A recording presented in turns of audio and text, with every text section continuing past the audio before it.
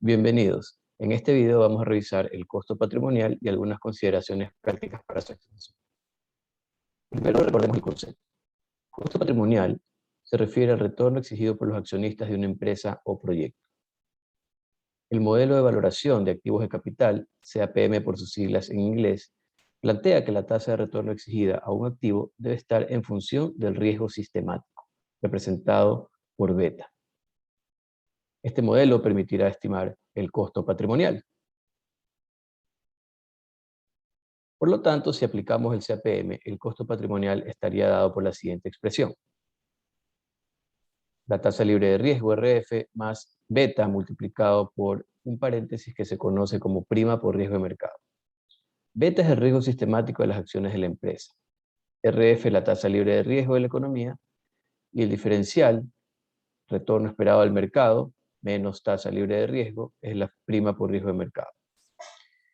Generalmente, esta tasa de retorno esperado al mercado se lo obtiene a partir del retorno esperado de un portafolio diversificado de una bolsa de valores, en donde opera la empresa que se esté analizando. ¿Cómo se puede estimar beta? Se puede estimar por medio de una regresión lineal simple, conocida como modelo de mercado, en donde la pendiente de esta regresión justamente es el conocido beta. En esta regresión, RI se refiere al retorno de una acción I cualquiera, RM se refiere al retorno de un índice bursátil que representa el portafolio de mercado, y de esta manera se puede obtener el beta que refleja el riesgo sistemático de dicha acción. En otro video se presentará la estimación de beta por medio de la regresión lineal. Pero, ¿qué pasa si la empresa que se está analizando no transa sus acciones en bolsa y por lo tanto no tiene publicación de precios históricos, con los cuales se obtienen los retornos históricos? O, a pesar de que transe sus acciones en bolsa, tiene poca presencia bursátil, es decir, sus acciones no se transan frecuentemente. En ese caso, una alternativa utilizada en mercados de valores poco desarrollados es el de beta referencial o betas referenciales. Es decir, tomar como referencia betas de empresas que se dedican al mismo negocio de la empresa que se está analizando. ¿En qué consiste esta metodología? ¿Sí? Se utiliza un modelo conocido como el modelo de Robert Amada, que plantea que el riesgo de una empresa sin deuda, ¿sí?, se incrementa a medida que esta empresa tiene apalancamiento. Entonces, beta U es el riesgo sistemático de una empresa sin deuda o 100% patrimonio, lo cual refleja el riesgo del giro del negocio. TC es la tasa de impuestos corporativos que enfrenta esta empresa. Y el ratio D sobre P refleja la estructura de endeudamiento. Justamente la inclusión de este término refleja que a mayor apalancamiento o endeudamiento, la empresa está adquiriendo mayor riesgo, ¿sí? Los accionistas, al tener un flujo residual, su situación termina siendo más riesgosa mientras más apalancamiento tiene la empresa, porque tiene que hacer frente a una mayor cantidad de obligaciones, como intereses y amortizaciones de capital. Por lo tanto, todo este corchete que vemos después de beta U es el incremental de riesgo financiero. Entonces, beta L sería finalmente el beta del patrimonio, pero una vez que ya se considera el apalancamiento. Ahora, esta metodología de betas referenciales tiene unos procedimientos. Uno parte obteniendo un promedio de betas referenciales de estas empresas que se dedican al mismo giro de negocio, de la empresa que estoy analizando. También obtenemos la tasa de impuestos promedio y el nivel de apalancamiento promedio de estas empresas. Por medio del modelo de Amada, despejamos el beta desapalancado. Es decir, beta U ahora estaría en función de beta L, dividido para todo el corchete que refleja el riesgo financiero. Este despeje de beta desapalancado, beta U, se hace con los datos promedios de las empresas de referencia. Una vez que obtenemos el beta desapalancado, que refleja el riesgo exclusivamente del giro del negocio, este beta se vuelve a apalancar por el modelo de Amada original pero con los datos de tasa de impuestos y apalancamiento de la empresa que estoy analizando. ¿Ok? En Ecuador, además, tenemos una consideración adicional con respecto al efecto que tiene la participación a trabajadores junto con la tasa de impuesto a la renta.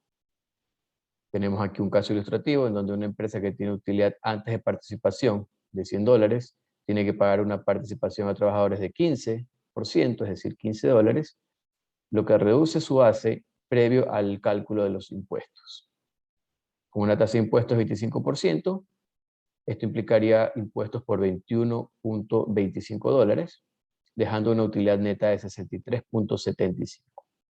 De esta manera vemos que el efecto neto y combinado entre las dos tasas, participación a trabajadores e impuesto a la renta, es de 36.25 por cada $100, es decir, 36.25%. Al final tenemos esta expresión que nos permite calcular en términos porcentuales el efecto combinado de estas dos tasas.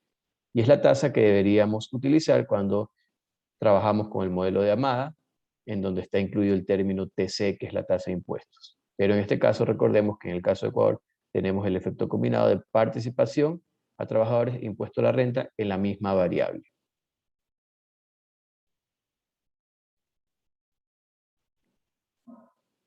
Con respecto a la tasa libre de riesgo, es la tasa de descuento en un bono cupón cero soberano con un horizonte similar al horizonte de inversión. Mundialmente se conoce o se reconoce que la tasa libre de riesgo es la tasa que paga los bonos del Tesoro estadounidense.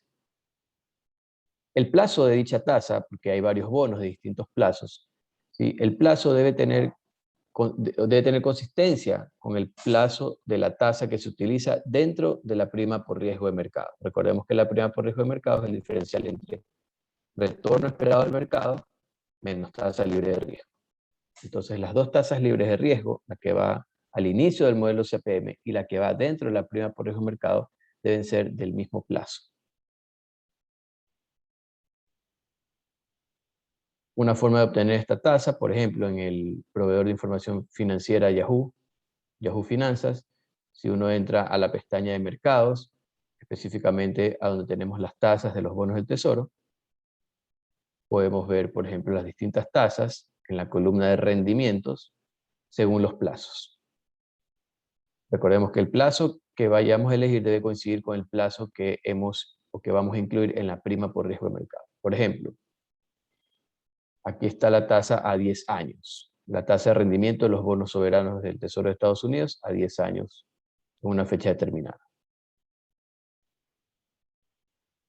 Con respecto a la prima por riesgo de mercado, esta prima conceptualmente es un valor esperado de cuál va a ser el rendimiento del mercado accionario representado por un índice bursátil por encima de la tasa libre de riesgo, es decir, el diferencial RM menos RF.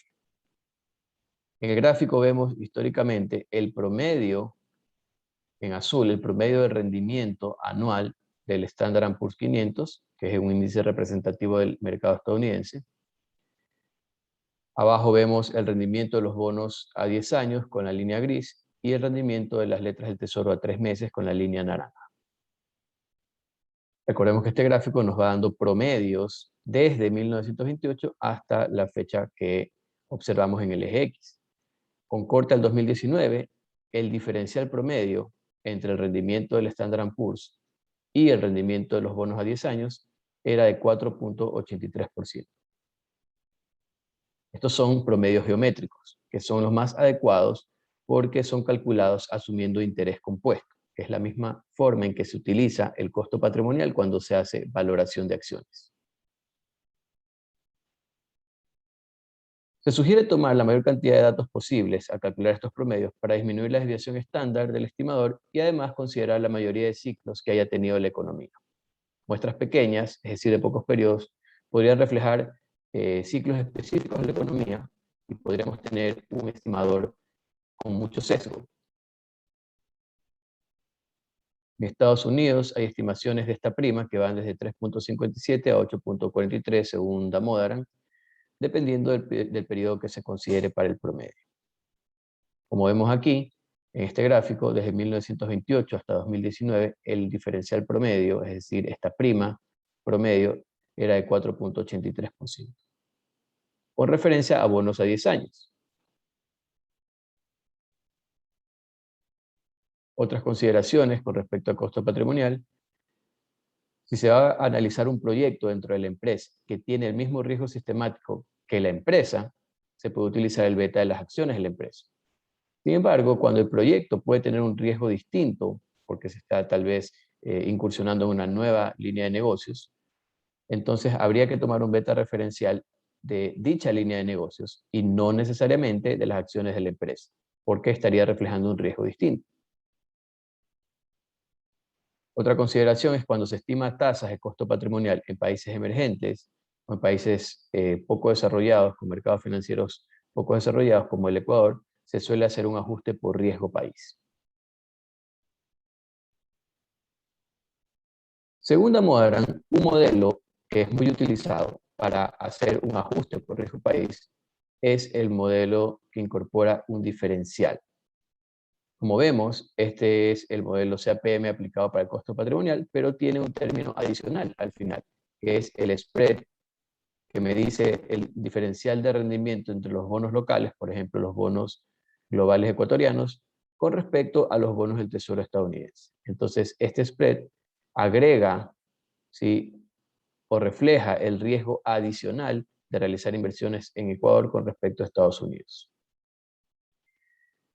Conceptualmente, el concepto de riesgo país es un concepto un poco más amplio que lo que refleja este diferencial, pero se ha popularizado el uso de este modelo para incorporar el riesgo país en la tasa de descuento.